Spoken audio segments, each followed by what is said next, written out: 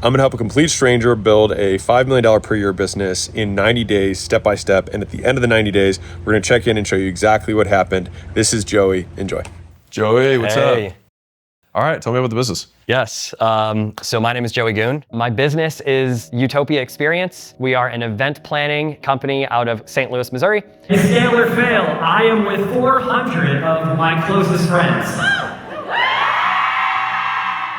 So last year, the average deal size for event planning was $34,000. This year, trailing 12 months is $44,000. Audio visual average spend is between $20 and $150K per event.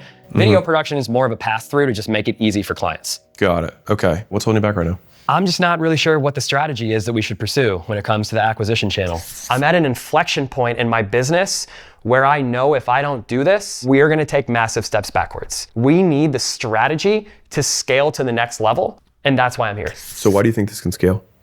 That's a great question. I'm just like in awe. I love you so much. It's mutual, man. Why do I think this can scale? So before I came here, I actually flew here from my sister's wedding in Mexico. Okay. I asked 100 people on that trip with us, it's like the entire wedding party, what's one thing in your life that you can never have enough of? And I thought I'd get some silly answers because people are drunk, doing whatever in the pool, and I thought I was gonna get sex or money, and I got some of that. But mostly what people told me was some version of connection, community, tribe, family, belonging. Yeah. And that's the industry that we're in. So our industry, what we're selling, is fundamentally what people need. It is a human need. It's wired into our primal DNA. And so that's why I think it could scale. And the market cap on events right now is 1.5 trillion. It's projected to hit 3.5 trillion by 2033. Amazing. So those numbers back up our industry. I'm so convicted on my quest that I'm going to persevere. I've been resilient since I was that 9-year-old kid. I know this business is gonna grow. With your help, I'm ready to scale it. Sweet. Walk me through how your pricing process works, because it's very like make-believe, right? Yeah. So abstract. Yeah. So yeah. And since you have a margin issue, I think it's a margin issue. How do these numbers get pulled out of thin air? Because right now it sounds like they just say we want X, Y, and Z, and then you create some line items and then make up numbers on those line items and then come up with a number at the bottom and then send it to them. Like, I come to you and I say, I'm doing an acquisition.com event, right? We're gonna do a 1,000-person event here in Vegas, and we want full AV and some on-site support. When you hear that, what actually goes through your head? What's included in every package is a $15,000 overall retainer to retain our services. Okay. So that's the first thing. Like a one-time upfront fee that gets added on to the other make-believe prices. Exactly. Got it. Yes. Okay. Yeah. And then after that, it's sponsor management. That's about $15K. Then there's vendor management. Vendor management is like managing all the contractors. Yeah. So it's the photo booth, the video production team, all of those elements that sort of come into the event. Yeah. It's the venue procurement strategy. So if you're taking your team to some other place outside of Vegas, you need a hotel. Which hotel are you gonna work with? How are you gonna get people to and from the airport? And so you'll bill for the logistics of managing that as well if it's part of the scope of work or whatever. Right, and that's $7,500. Is there anything about headcount? That's the thing. So we learned the lesson, we put the guardrails up, and so now we're actually deploying like tiered structures where if you have over a certain number of attendees or over a certain amount of vendors or sponsors, then there's a tier where you pay more based on the number of people that you have. Got it. Okay. I think I know what to do. So you want to hop on the side? Sure. So there's a dimension issue for sure, but I think that part of it is because you're mispriced. And so the pricing has to do with the offer. And so we kind of have to start with the offer and then fixed price and then go sales motion and then go demand increase. Does that make sense? Got it. Okay. We got to fix the thing we're selling. Once we fix the thing we're selling, we'll fix how we're selling it. And then if we're selling it well, we can price it the way we want to price it. Okay. I can't believe I'm sitting next to you right now. It's mutual. Okay. So the first thing that has to happen is you have to cost out what true costs are for different levels of delivery. And then whenever you have that price, I want you to 5 or 10x that cost. And then that's what your price is. Okay. And so you'll probably have to create like a dynamic sheet, which you could either code with AI really easily or just have like an if-then type Excel sheet. Either way would work. But as you're going through it with a customer, it should basically pop out what that price for that thing's going to be, and it's all dynamic. So I have headcount of the event. And then from there, we're going to have our variable costs, which are what are the costs that scale with headcount. So we have Like sponsors, X, Y. vendors. Yeah, exactly. So these are the costs that scale with this and are going to be proportional. Sure. And then we're going to have our fixed costs, which is going to be Amber it's 1/4 of Amber. So it's like, great, that's going to be 15K is 1/4 of Amber because she can only handle 4. And then what other fixed costs do we have that are probably going to be more fixed payroll stuff versus kind of the other costs that are associated that are going to be more like the AV related or whatever. Got Does that track? Yeah, for sure. Okay. So once you have this, it's like you're going to have a sheet that has a cost number that comes to the bottom. You're not going to show that to them. And then at that point, you know that your range is going to be 5 to 10x this number. And that to me would be like, how rich is the person I'm talking to? I'm just being real. Yeah. Like, bigger company, like if you get lawn care in one of the top 10 zip codes in the United States, and you have the exact same amount of grass, and you have it in a really poor part of the United States, the price difference between that lawn care, as somebody who knows, Oh, for sure, it's 2 to 3x difference, and I just call it a zip code tax, right? This is the privilege I get to have is to pay more for the exact same thing. I love that. Right. Zip code. Can I just say to all Yeah. the future clients out there Yeah. that it's gonna be a great price. Whatever you pay is gonna be, You're fine. At the end of the day, everyone else is doing this too. They're just not being organized about it. So that's number one, is that we need to have standardized pricing so that you can actually get your sales guys to be able to quote without having this super long delay in the process. And so at the end of the year, you're not like, how much money do we make? We should know exactly how much money we're making on every event. Sure.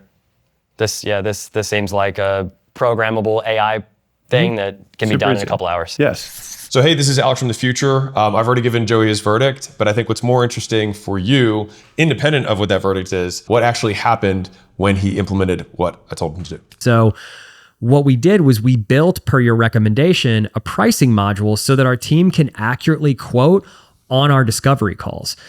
And in the past, we would send a proposal via email, and people would email back and say, like, either that feels like a lot or my needs have changed. And we weren't able to handle those things via email. Now we're handling it live during the call, which is just like, it's been more consultative, and our clients, prospects are really appreciating that because they're able to surface like any objections if we can handle live on the call. And if they have like additional things that they need from us, we're able to add those into scope and give them a real time, like, here's how that impacts your overall investment with us, which they love and they appreciate. All right. I have very few rules of law, but a rule of sales is never present an invoice via email. It should always be over the phone because they're going to have questions, and you want to be the person who can answer those questions, aka resolve their concerns and then get them to buy. Now, to make this kind of offer better, so this gives us our cost basis. What I want to do is add basically a price lock guarantee, which is like, as long as you don't change anything about this is going to be the price. And we give a 10% discount if you pre-pay it all ahead. That way you can pull cash forward. Because right now I'm sure you're getting paid some now, some in the middle, some at the end, or something like that. Does that sound true? So, yeah, and something that that I'm going through is I've never been through a lawsuit. Suing a client right now who didn't pay us, and now we're having to hunt down the money. And Do they have money? nope, they just Well, then filed there's for no point in suing. voluntary bankruptcy. There's no so- point in suing. Yeah, just save your dollars. Call it cost of business. Yeah, that's fair. Yeah, just let me save you some time. Let me save you some money and some headache. You're not gonna get the money, so there's no point. Navigating that, so like getting it all up front, helps us avoid having to chase it later. 100%. Yeah. There's also the value of money today. If you have an event a year from now, if you just stuck that money into a bond or whatever, you know what I mean, or the stock market. Well, stock market is probably not the best way to put it, but something that's a fixed income asset, you'd be able to make the money back, but you also get the value of speed of money today. And most businesses have higher returns on capital than the stock market does, especially small businesses. And so you're going to get better returns on that. So it makes sense to at least give 10 or 20% to pull it up. Now we've already built this padding in, so we're fine. Yeah. Now, I want to also create a separate opportunity, which is on the events that are B2B. Now, there's not going to be a lot of them, but the ones where the audience is the customer, I want to have a separate approach to it. So this is our standard way of billing. If someone is B2B,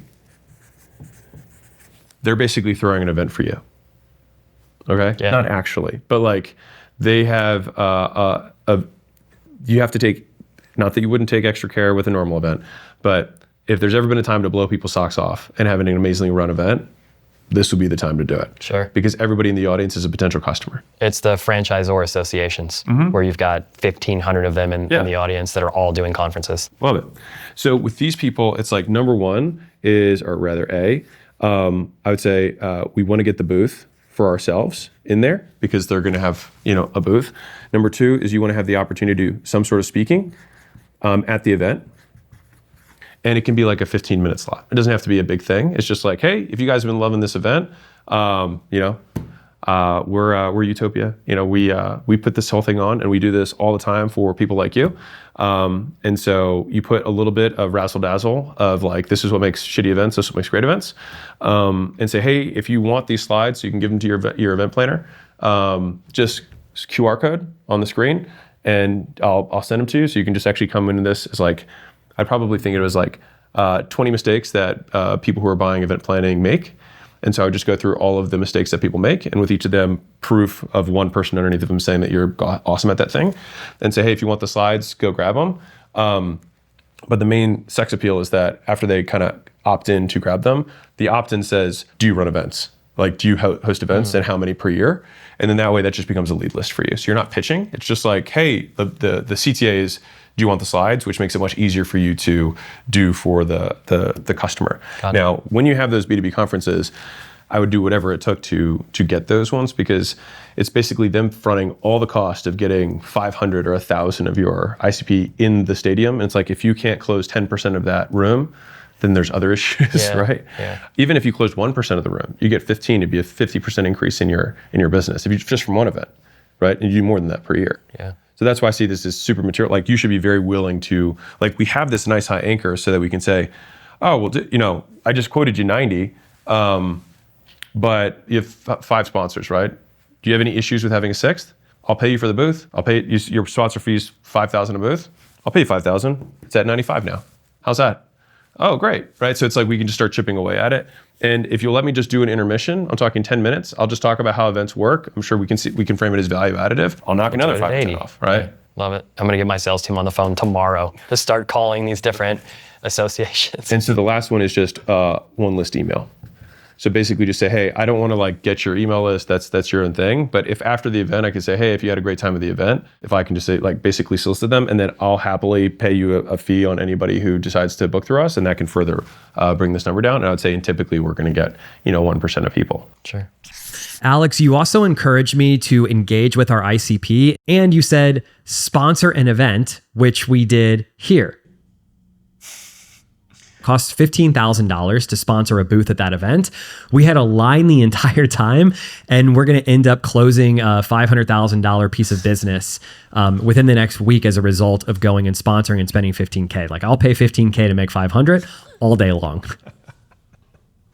Well, it looks like it paid for itself. Yeah, I mean, he did the stuff, and then he got the outcome. And so, if you have 200% pipeline, then you have a 3x sitting in the business, and he found a channel that is getting him, I don't know what 15K to 500,000 is, but high return on spend. And so that's how it works.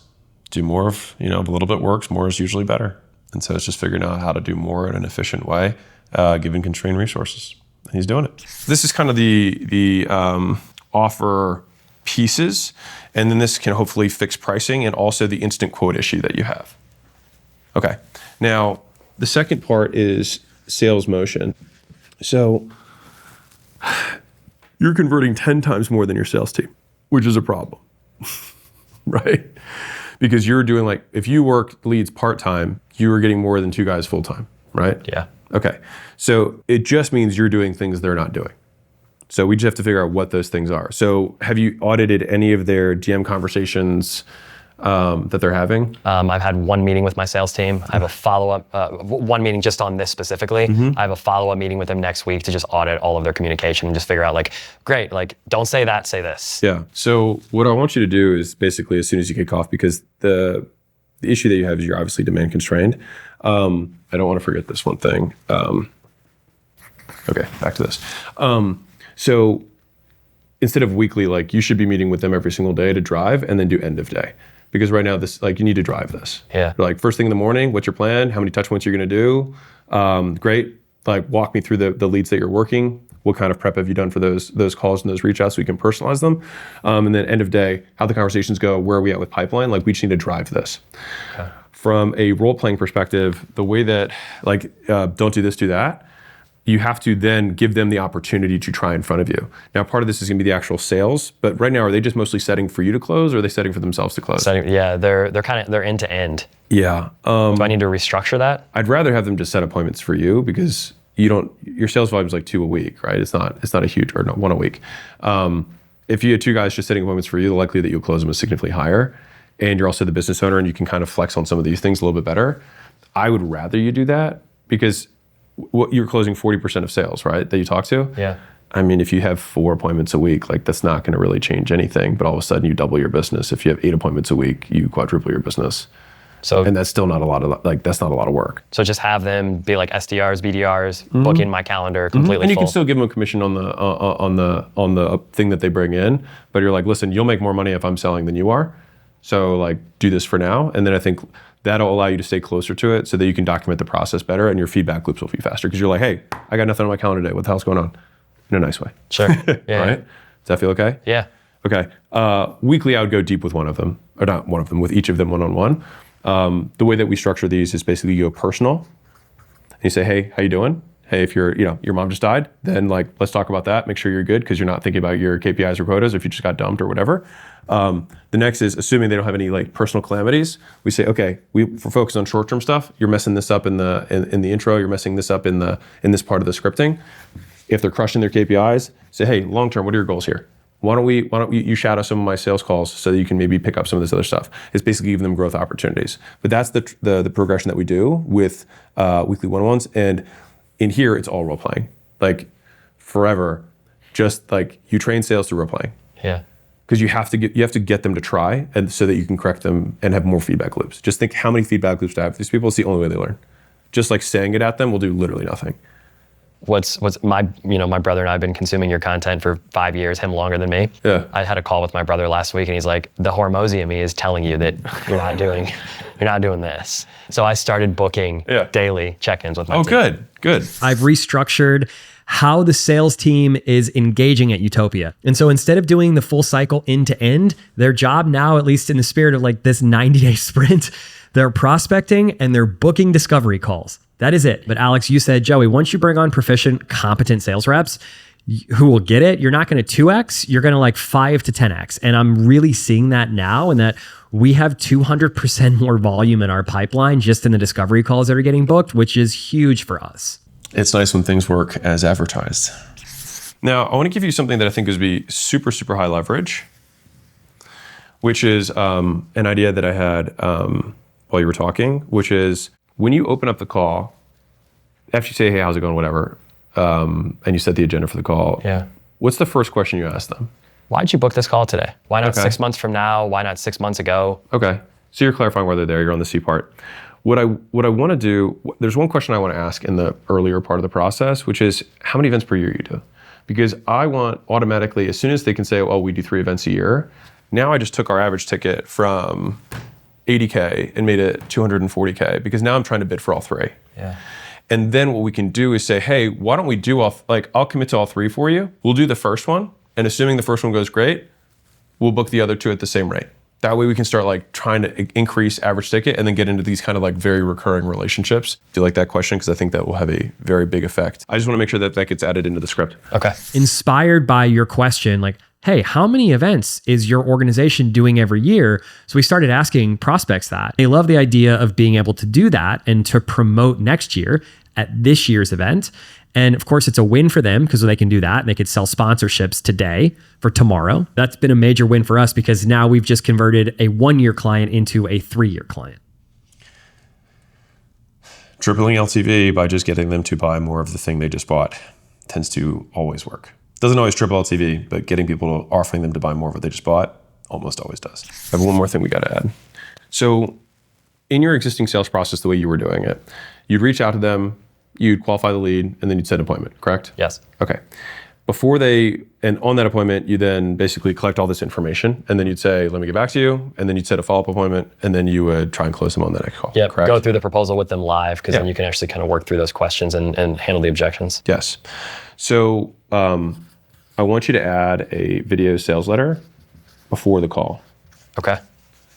I just recorded it. So before you ever talk to a customer, you should have a video sales letter. Now, if you have 2 conversations, there's 2 VSLs. You said this happened before the call? Okay. Yeah. And when someone hops on the call, if they haven't, like the first question, now inside of the VSL, I can walk through how to structure it, but if you already did it, then we can leave it. I like having a little nugget in there, which is having one CTA that's like, hey, by the way, text me your head count. Text me the date of the event that you want to do. Text me the week or text me the season, whatever. We just want to have something so we have some indication they actually watched it. And then also engages them with us. So that's good. Increase the likelihood they show. But beyond that, when you start the call, you'll find out quickly, like, did you watch the video?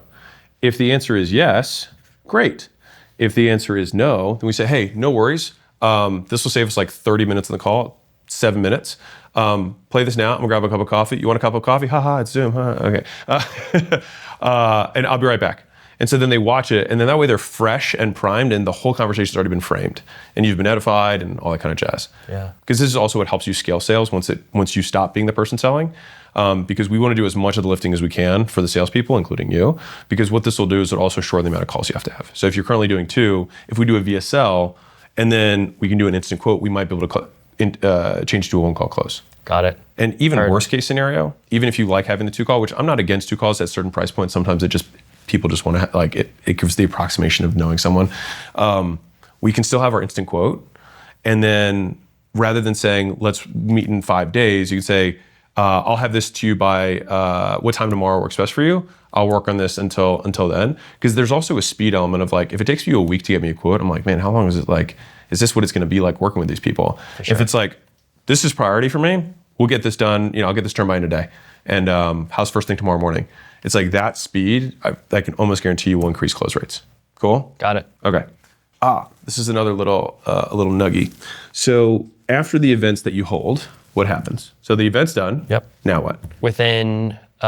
Usually within 2 days of landing back in St. Louis, we send a follow-up email to the hosts. We get them on an event debrief call. That's where we're going through what worked, what do we want to see improved, and when's the event date for next year. Let's get it booked. Okay, love that. Just add a VSL beforehand. Really? Yeah. Okay. For every conversation you have with the customer, frame it. Okay. And so for here, it's different VSL? It'll be same. The structure will be the same. You want different examples, and the objections are going to be the ones that happen after someone has an event and is thinking about booking the next one, not before they book their first event. So the objections will be different. Okay. So they'll be like, is it gonna be the same price? We'll say, well, it depends on, like, so you're just gonna go through what the FAQs normally would be and then just answer them ahead of time before the call. And that way you can spend the whole call actually closing rather than just like transferring information and like yapping at them. Got it. But that'll frame the call so that basically it's like, so, you just went through your first event with us. Hopefully it was amazing. Don't worry, we're going through the thing, like everything, like perfection is our standard. And so nothing's ever perfect and we always want to get better. And that's how we've continued to grow as a company.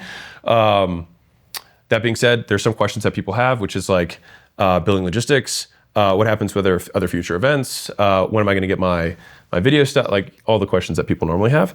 And then included in that would be, okay, how does working with, like, basically, where do we go from here? What's the next step? And I'd say, so what we're going to do on the call is also just figure out what the next event is so that we can get even more advanced prep, because basically the more prep we have, the better the event is.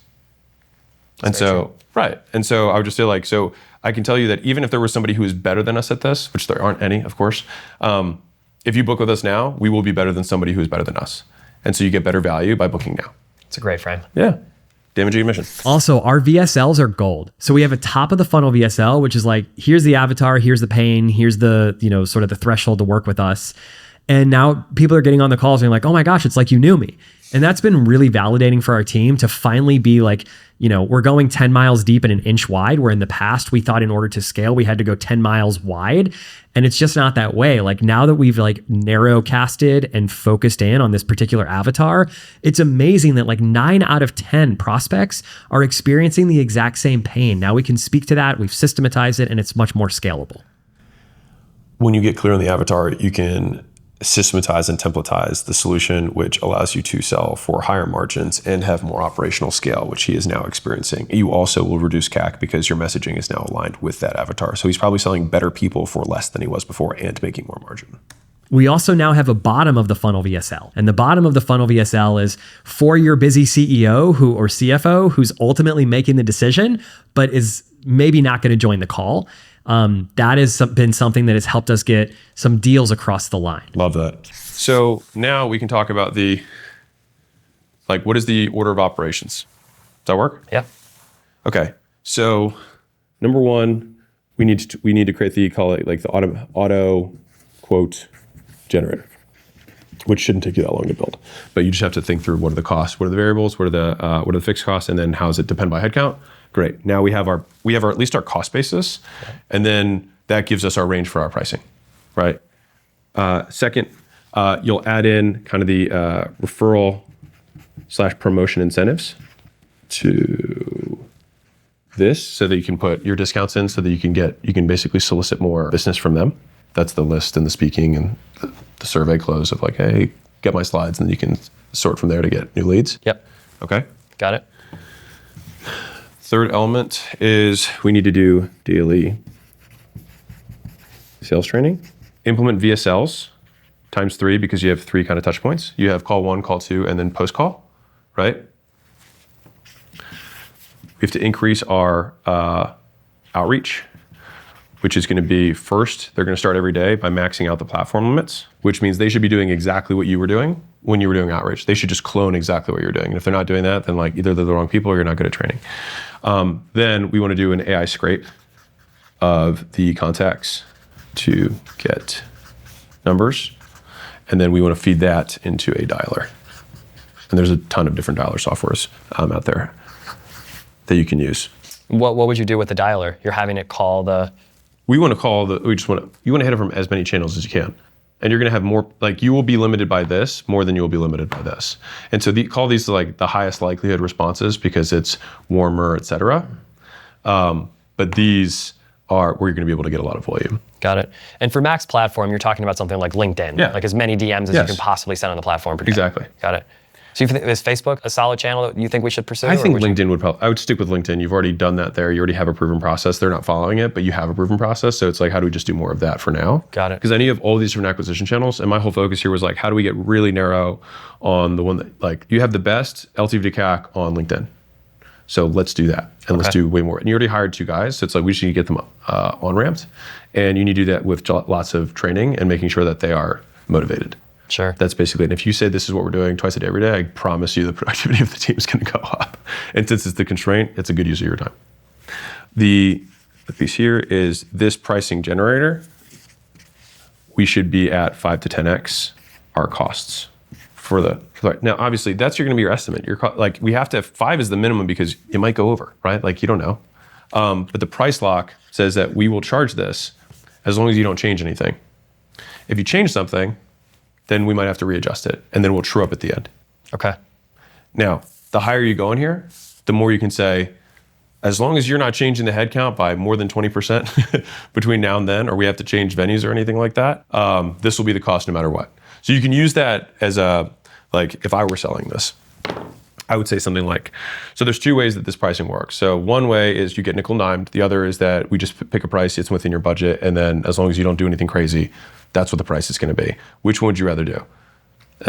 Right, and they're just tell me the price it's going to be. It's great, boom, boom, and then we factor in all of the fudge factor. And so it's to be clear, you're not going to change your venue, and you're not going to change your headcount by more than 20%. We agreed on that? Okay.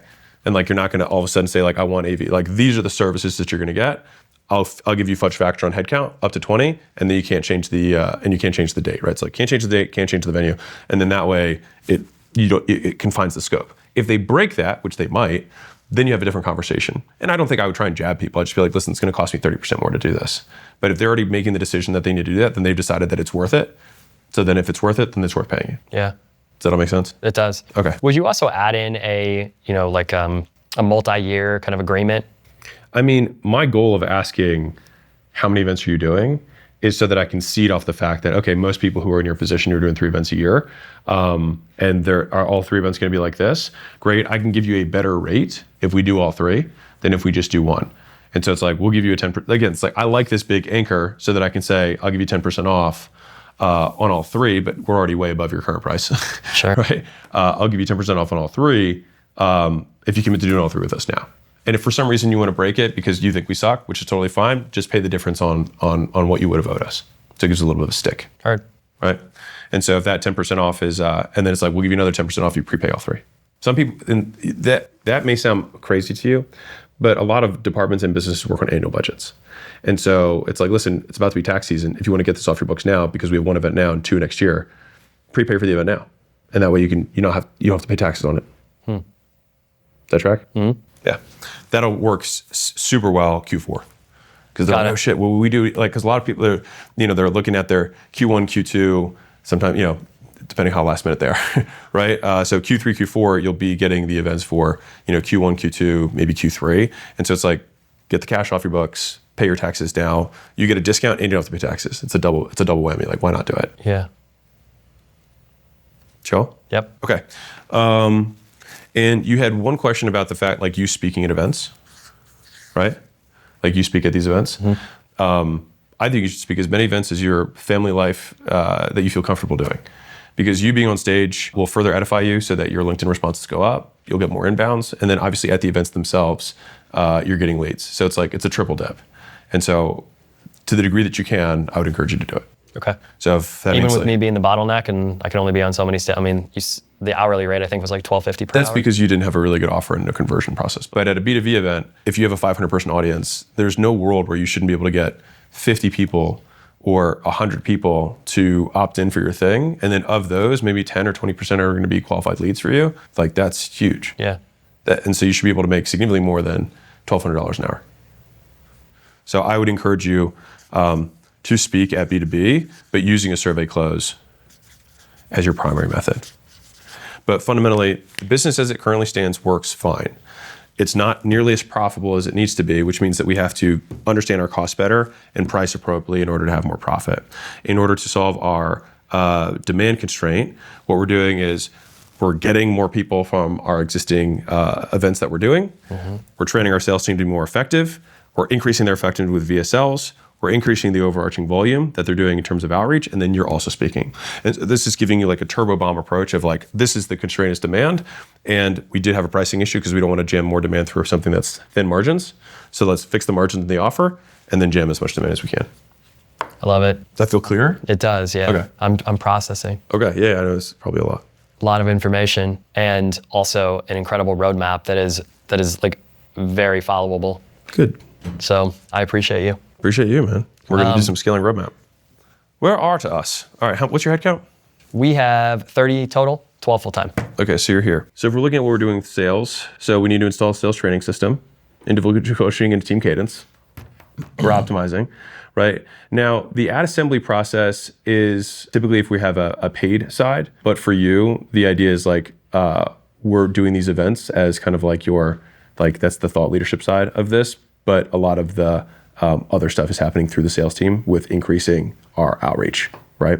From a product perspective, incremental product improvement across both products. So because of the customization of how you are going to break down your costs, you'll be able to get laser focused on each component of your offer. And that's really what the kind of product improvement at this level is. Now, creating customer segmentation, so this is like what we need to do is in time, probably like a year from now, you'll start looking and say, hey, we did 100 events this year. And what's crazy is that 25 of those events were 75% of our profit. And we're like, okay, so that's the customer segment that's actually driving the most profit for us. How do we retool our messaging and our marketing and the examples that we use in our VSLs and our scripting in order to attract more of those people? Because then at that point, we could do the exact same volume as we currently did, make 4 times the money if we just only sold those customers. And then that's the process of getting really narrow so that you can then boom. Sure. Cool. So by the way, if you want to know, have your own scaling roadmap, which has a 90-minute video. Have you gone through this? Yeah. Yeah. Pretty good, right? It's really good. Yeah. I made this as something that was supposed to be of paid quality. And then I was like, I should just make it for free. So I gave it away. And so if you are a business owner, you're like, where am I on this roadmap? Just fill it out and it'll tell you in a lot more detail than 30 seconds where you're at and what you need to do to get to the next level. in the links somewhere around here. I get all these, like, as an entrepreneur, we have like so many ideas and we want to execute all the ideas. And you've made it so simple to be like, no, just do these 3 things. And that oversimplification has created, ironically, the most amount of upside and the most amount of scale that, like, I never even thought I would see in our business, let alone see it today. And so for that, I thank you so much. I've been struggling, banging my head against a wall for so many years trying to fix this problem. And the amount and the level of momentum in our business right now is just wild. I am so grateful for your recommendations. They are working. And man, I'm looking forward to winning this competition. Yeah, we're really limited as entrepreneurs in terms of the amount of things we can do, and a lot of things can work, but none of them will work if you try to do them all. And so we just have to look for what things make the most money and then ruthlessly eliminate everything that is not those things. And he did that, and he's seeing what happens. And so usually most people think their business is far more limited than it really is. And it's limited because they're trying to do too much rather than too little. And so it's like, how do you reconcile do more and do less? It's really that you do more of fewer. My mom started this business, and unfortunately, Mom lost her battle with cancer in 2013, and she's no longer with us. Continuing the legacy for me means everything. I do it because there are people in the company that are counting on me to show up. My family is counting on us because my wife left her corporate job, my dad left his as well, and all 3 of us are in the company together. My wife and I now have a 3-year-old daughter whom at some day, if she wants to take over, we would love to transfer the baton to her in the same way that my mom passed the baton on to me. And let's do the verdict.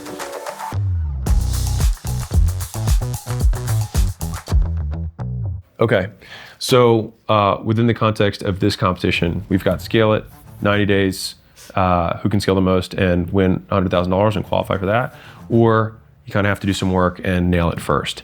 I think that not having a defined acquisition process has been something that's obviously limited the business. So that definitely gives me a little bit of pause on whether or not you'll be able to scale and then obviously win. I want you to be in a position where you could win if we were going to do it. But you do have 2 sales guys that are underutilized right now. And if all you do is just train with them daily and get them to do exactly what you were doing and just switch the offer to something that can be significantly more valuable, I think that you have some of the most potential at actually winning. And so for that reason, we're scaling. Cool? Let's go. All right, so you got 90 days to grow as much as you can. I think that if you focus on just those 2 things, it's like just get those 2 sales guys productive, which means that you're going to be in the trenches with them, and just get that offer generator so that your pricing is right. I think you're going to get significantly higher prices. I think you're going to get more people saying yes, have those people set for you. And I think you have the potential to go from like 1 deal a week to 2 or 3 deals, and at not just 60, but like 70, 80, 100. And I think that's where all of a sudden it's like, holy shit, we're at a $300,000, $400,000 a month run rate, and that can happen very fast if we just get those 2 things right. Thank you. I'll see you in 90 days. All right, man. You got it. Appreciate you, man. Thanks, Alex. Best of luck. I'm profoundly overwhelmed with joy. Tomorrow's Mother's Day. My mom started our company. She's not here with us, but to know that other people believe in the company as much as I do is profoundly powerful, and an ode and a testament to my mom's legacy. And now I have an opportunity to implement what Alex has shared with me today. And now I have the actual strategy to scale.